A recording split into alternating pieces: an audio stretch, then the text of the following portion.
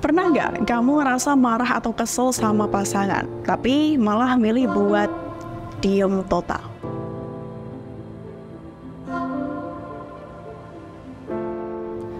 Sebenarnya bukan cuma soal hubungan percintaan. Tindakan ini juga bisa hampir terjadi di segala hubungan, entah itu antara ibu dan anak, sesama rekan kerja, atau dalam sebuah pertemanan. Nah, biasanya ini disebut silent treatment. Tindakan ini bisa menjadi reaksi cepat terhadap situasi di mana seseorang merasa marah, frustasi, atau terlalu kewalahan untuk menghadapi suatu masalah. Tapi, kamu tahu nggak, kenapa sering orang lebih memilih diam ketimbang berbicara? Coba, tonton video ini sampai habis supaya kamu dapat informasinya secara utuh.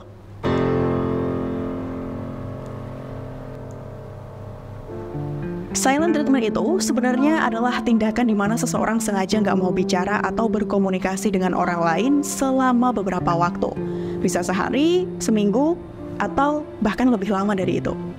Jadi bayangin aja, misalnya kamu lagi berantem sama pasangan kamu, terus tiba-tiba dia diem aja, nggak mau jawab pertanyaan, nggak mau ngomong, dan kalau kita duduk bersandingan, seolah-olah kita kayak nggak ada di situ, mendiamkan kita.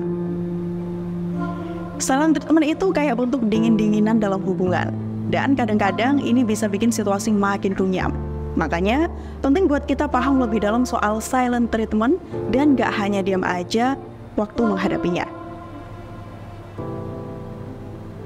Nah, kenapa sih orang melakukan silent treatment? Tentu alasannya bisa beragam.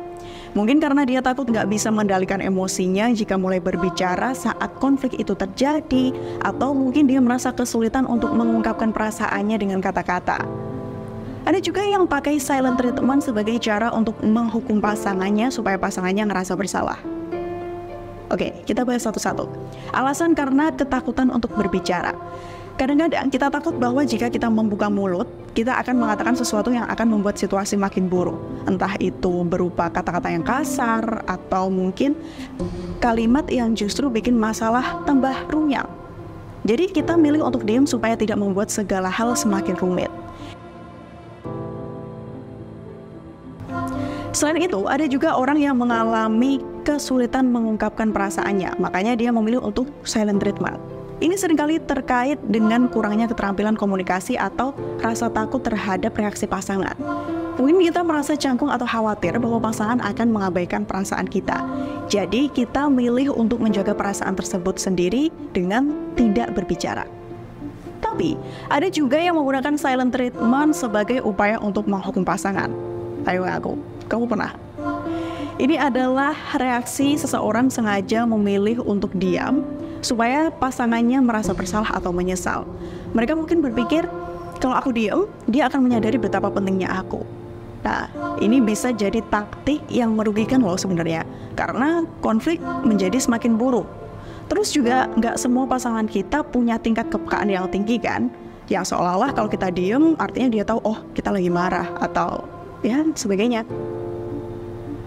Oke, kamu tahu nggak kalau silent treatment itu sebenarnya punya dampak yang buruk pada hubungan kita?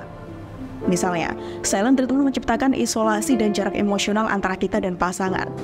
Bayangin aja, jika pasangan kita tidak mau bicara selama berhari-hari, kita merasa sendiri, kesepian, dan sulit memahami perasaan mereka. Ini bisa membuat kita merasa terasing dan bingung, yang justru memperparah konflik.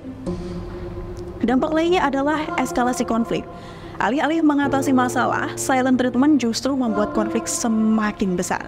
Pasangan kita mungkin merasa frustasi atau marah karena perlakuan dingin kita, dan ini bisa menyebabkan mereka membalas dengan sikap yang sama atau bahkan jauh lebih buruk. Akhirnya, apa yang dimulai sebagai konflik kecil bisa berubah menjadi pertengkaran besar yang justru sulit diredakan. Lalu, silent treatment juga bisa merusak hubungan kita secara keseluruhan. Ketika kita terus-menerus menghadapi perlakuan dingin, perasaan cinta dan kepercayaan kita bisa terkikis. Ini membuat hubungan kita menjadi rapuh dan rentan terhadap keretakan lebih lanjut. Jadi kita harus menyadari betapa merusaknya silent treatment dalam hubungan. Ini bisa membuat kita terisolasi dan menjauhkan emosi kita satu sama lain. Selain itu, silent treatment seringkali malah membuat konflik semakin menjadi-jadi dan tidak terselesaikan. Oke lah, mungkin ketika alasan kita memilih untuk silent treatment supaya kita nggak ngomong kasar saat konflik itu terjadi, bisa jadi pilihan yang nggak salah juga atau nggak buruk-buruk juga. Tapi jangan sampai kita terlalu mendiamkan masalah itu terlalu lama, karena akan memperbesar masalah dan nggak akan temu titik terangnya. Lalu pentingnya untuk mencari alternatif yang lebih sehat ketika menghadapi sebuah konflik. Komunikasi yang terbuka dan jujur adalah kunci utama dalam memecahkan masalah. Coba untuk berbicara dengan pasangan atau siapapun ketika kamu berkonflik dengan orang, dengan cara menyampaikan perasaan dan mendengarkan apa yang mereka keluhkan. Membuat aturan konflik bersama juga bisa membantu menghindari silent treatment dan merumuskan cara-cara yang lebih baik dalam mengatasi masalah. Misalkan kita ngobrol sama orang-orang yang sering kita ajak interaksi, kayak kalau marah, bagusnya kita gimana ya cara menyikapinya? Atau mungkin kita buat kesepakatan, kalau marah ya sama ya kita silent treatment. Nah, ini bisa jadi alternatif juga. Terakhir, kita juga perlu mengingatkan diri sendiri tentang pentingnya mendengarkan dan memahami pasangan atau orang lain. Semua orang bisa memiliki saat-saat sulit dalam hubungan, tetapi dengan dukungan dan komunikasi yang baik, kita bisa melewati semua itu bersama-sama. Jadi, mari kita hindari silent treatment dan memilih jalan yang lebih baik untuk menjaga hubungan kita tetap sehat dan bahagia dengan siapapun itu. Terbuka, jujur, dan peduli satu sama lain adalah kunci utama dalam membangun hubungan yang kuat dan harmonis. Gimana? Kamu setuju nggak? Coba